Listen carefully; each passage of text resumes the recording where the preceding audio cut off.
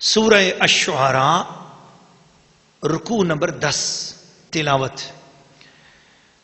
كذب أصحاب الأيكة المرسلين إذ قال لهم شعيب لا تتقون إني لكم رسول أمين فاتقوا الله وأطيعون وما أسألكم عليه من أجر إن أجري إلا على رب العالمين أوفوا الكيل ولا تكونوا من المخسرين وزنوا بالقسطاس المستقيم ولا تبخسوا الناس أشياءهم ولا تعثوا في الأرض مفسدين واتقوا الذي خلقكم والجبلة الأولين قالوا إنما أنت من المسحرين وما أنت إلا بشر مثلنا وإن ظنك لمن الكاذبين فأسقط علينا كسفا من السماء إن كنت من الصادقين قال ربي أعلم بما تعملون فكذبوا فأخذهم عذاب يوم الظلة إنه كان عذاب يوم عظيم إن في ذلك لآية وما كان أكثرهم مؤمنين وإن ربك لهو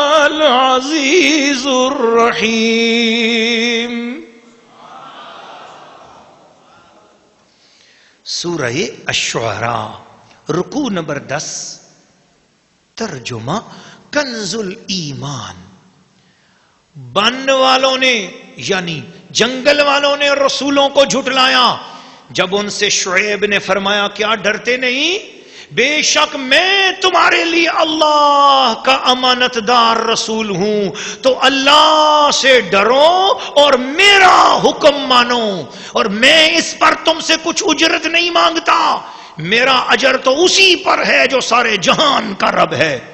ناپ پورا کرو اور گھٹانے والوں میں نہ ہو، اور سیدھی ترازو سے تولو، اور لوگوں کی چیزیں کم کر کے نہ دو، اور زمین میں فساد پھیلاتے نہ پھرو، اور اس سے ڈرو جس نے تمہیں پیدا کیا اور اگلی مخلوق کو.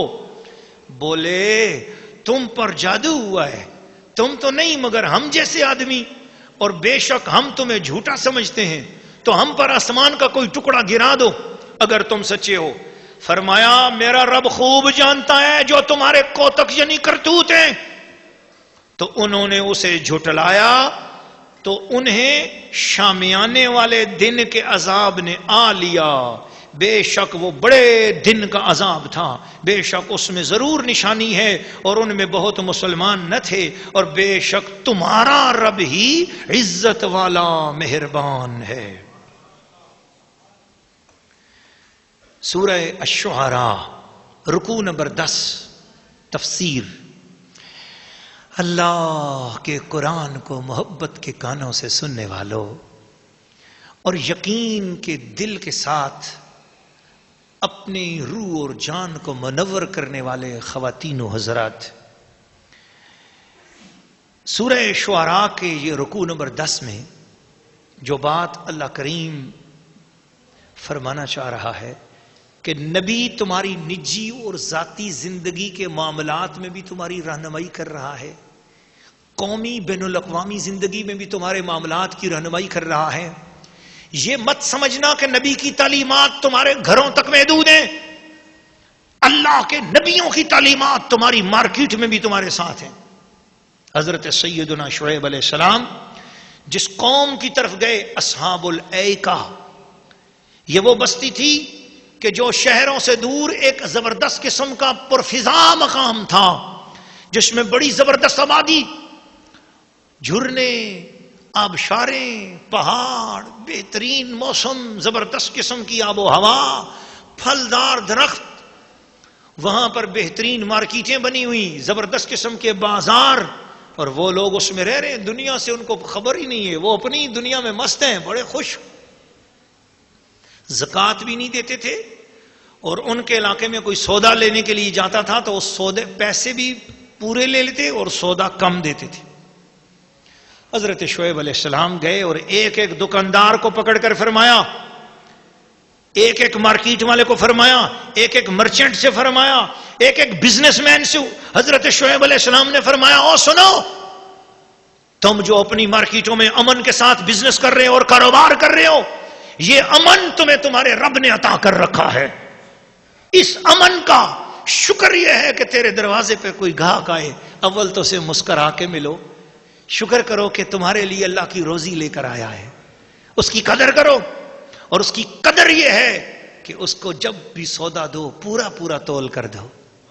سودے میں ڈنڈی مارتے ہو، یعنی جس طرف سے تول کے دیتے تھے نا اس طرف نیچے ترازو کے ساتھ تھوڑا سا کوئی پتھر لگا دیتے تھے. سنیارا، جیولر، زرگر سونا بناتا تھا، اور زرگروں نے لینے کے لیے جب سونا لیتے تھے تو اس وقت جس طرف سے تولا جاتا تھا وہاں نیچے کوئی چیز جوڑ دیتے تھے.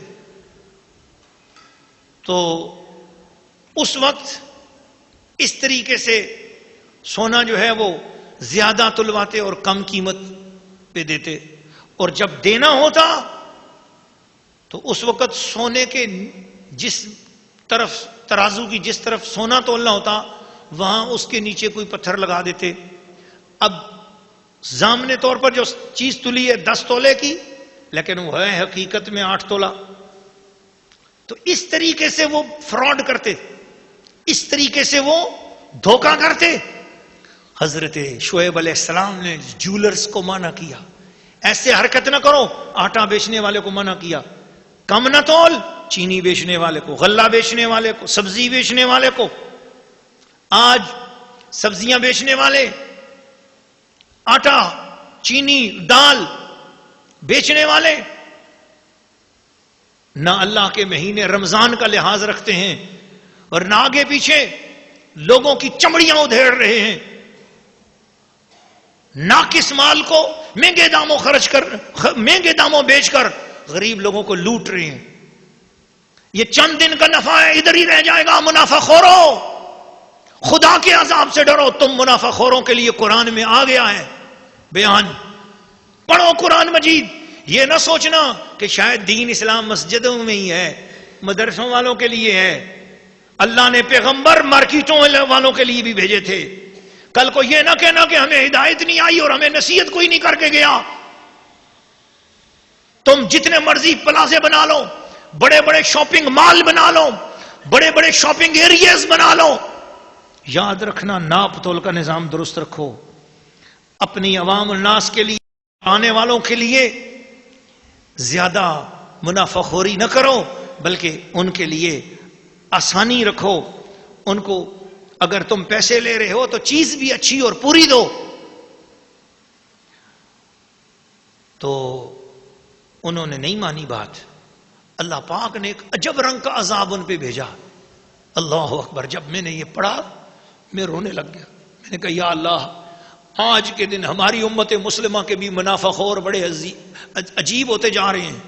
دولت کی لت اتنی پڑ چکی ہے، دولت کی ہوس اتنی پڑ چکی ہے کہ بڑی بڑی فیکٹریاں اگر مال سستا کر کے بیچنا چاہیں تو بیچ سکتی ہیں. اور چھوڑو یہ اخبار والے لوگ، اخباریں اپنی سستا بیچنا چاہیں بیچ سکتے ہیں، مگر نہیں، کوئی بھی چیزوں کو سستا نہیں کرتا.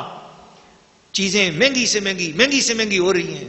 اللہ ان معیشت دانوں کو اور معیشت کے نظام سنبھالنے والوں کو خوف عطا کرے اور مہنگائی سے قوم کو نکالیں اور قوم کے لیے ارزانی پیدا کریں. اللہ تعالیٰ سارے ملکوں کے حالات پر کرم فرمائے، مسلمانوں کے سارے ملکوں پر اللہ کرم فرمائے. میں تو چونکہ کراچی شہر میں بیٹھا ہوں، پاکستان کا ملک ہے یہ، تو ریکارڈنگ جس وقت ہو رہی ہے اب یہ دنیا بھر میں جائے گا، تو اس لیے دنیا بھر کے لوگوں کے حوالے سے ہر ایک ملک کے اپنے اپنے معاملات ہیں. تو میں وہ عذاب جو اس قوم پر آیا وہ یہ، اب یہ اس پرفضا مقام میں رہتے تھے، جھرنے، آبشاریں، چشمے اور ایسے مزیدار ماحول میں رہتے تھے.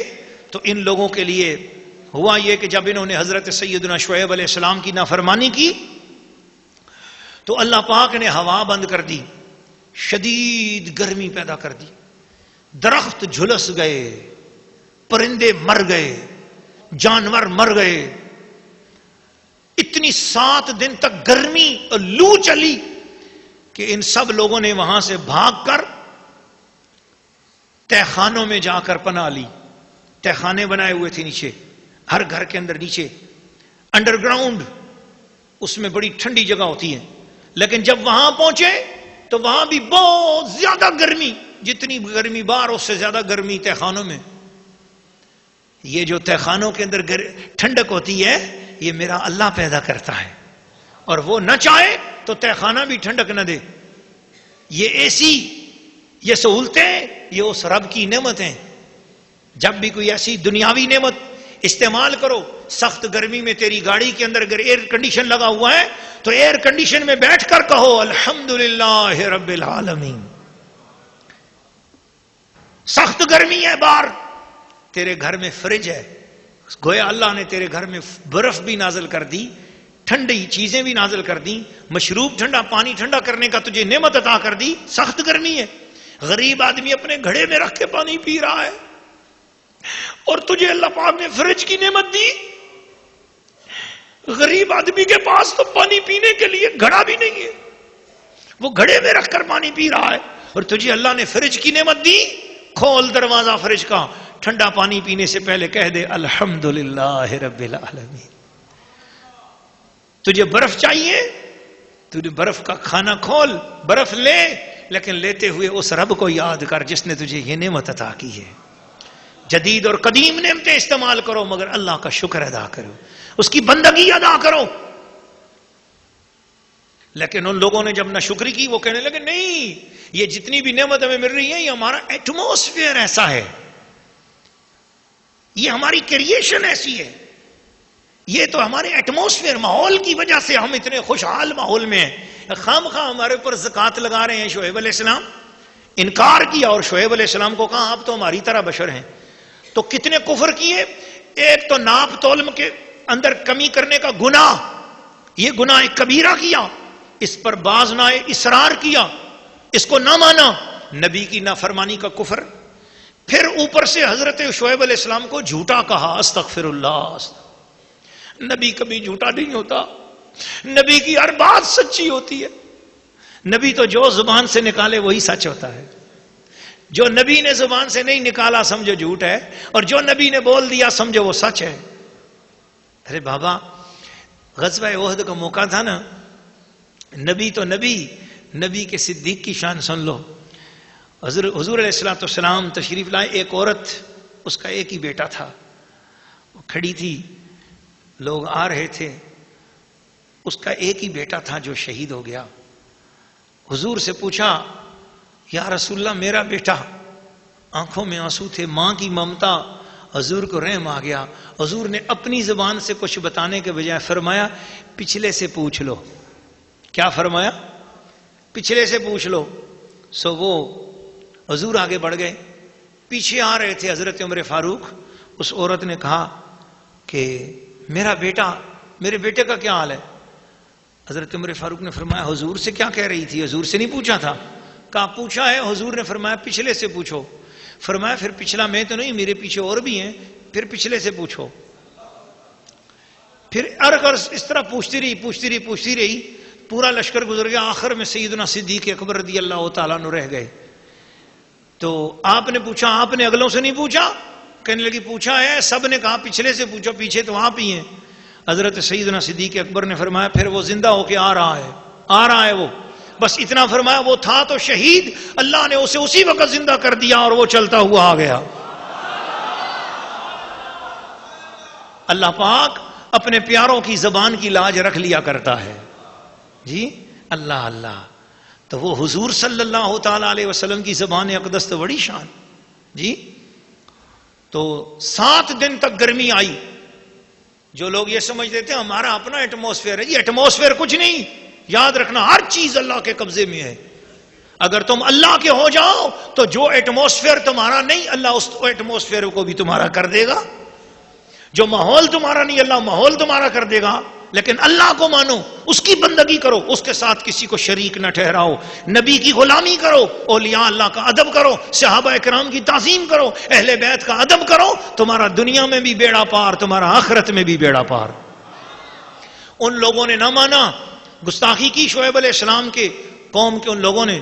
تو 7 دن تک گرمی آئی اور اتنی تیز گرمی آئی کہ ہر چیز جھلس کر جل گئی. وہ جو ماحول بتا رہا تھا کہ یہ بڑا پرفضا ماحول ہے، ایسے لگ رہا تھا جیسے صحرا ہو گیا ہے. ہر چیز جل گئی، ہر شے مرجھا گئی. ان لوگوں نے دیکھ لیا کہ ایٹماسفیئر ہمارا ساتھ نہیں دے رہا. زمین کے تہہ خانوں میں گئے، وہاں اندر باہر سے زیادہ گرمی تہہ خانوں میں. نکل کر جنگلوں کی طرف جب بھاگے تو ایک بادل آیا، کالا سیاہ بادل. وہ سارے کے سارے اس بادل کے نیچے کھڑے ہو گئے کہ شاید اس میں سے ابھی ٹھنڈی شاید کوئی بوندیں آئیں گی. جو ہی اس کے نیچے پہنچے، اللہ نے اس بادل میں سے آگ برسائی، سب کو جلا کے خاک کر دیا. اللہ پاک اپنے محبوب صلی اللہ علیہ وسلم کے وسیلہ جلیلہ سے ہمیں نبیوں کی بے ادبی اور گستاخی سے بچائے. اس سے ایک تفسیر صوفیانہ بھی علماء نے لکھی ہے کہ اگر کسی شخص کو بہت زیادہ گرمی ستا رہی ہو تو وہ سمجھے کہ مجھ سے کسی کے حق میں کمی ہوئی ہے، لہٰذا وہ فوراً اپنے اعمال پہ غور کرے کہ کہاں مجھ سے حق میں کمی ہوئی ہے. تو جہاں اس کے حق میں کمی ہوئی ہے وہ اگر اس سے معافی مانگ لے یا اللہ پاک سے معافی مانگ لے تو اللہ پاک اس کو گرمی کے عذاب سے بچا لے گا. بعض لوگ ایسے ہوتے ہیں، ہم نے ایک شخص کو دیکھا، اس کی حالت اتنی زیادہ اس حوالے سے تھی، گرمی کے حوالے سے، کہ وہ بیچارہ دن رات اپنے پورے بدن کو کھجاتا ہی رہتا تھا ہر وقت، اور بہت شدید گرمی کا احساس اس کو تھا. تو اس کے بدن پہ ٹھنڈا یا پانی بھی ڈالتے مگر اس کو سکون نہیں ملتا تھا. تو ایک بزرگ ہیں اللہ کے ولی، انہوں نے اس کو کہا دیکھ تو نے کسی کا حق مارا ہوگا، کسی غریب کا حق مارا ہوگا، اس کا دل جل رہا ہے اس لیے تیرا بدن جل رہا ہے. تو اس نے کہا اور تو کچھ نہیں، ایک ٹھیلے والا تھا، اس کا 12,000 روپیہ میں نے لے لیا، اور جب وہ مانگنے کے لیے آیا تو میں نے کہا میں نے نہیں دینے تیرے. تو کہا اب تیرے علاج پہ اب تک کتنے لاکھ لگ چکے ہیں؟ اس نے کہا 2.5 لاکھ روپیہ علاج پہ لگ چکا ہے مگر کوئی دوائی اثر نہیں کرتی. کہا اس کا 12,000 روپیہ دے دے تو ابھی ٹھیک ہو جائے گا بغیر دوائی کے.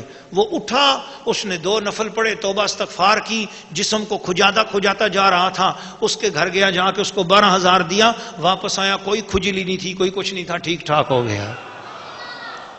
اس لیے غریبوں کے حق نہیں مارنے چاہیے. اللہ پاک ہم سب کو حضور کی سنت و سیرت پر ہمیشہ عمل کرتے رہنے کی توفیق عطا فرمائے.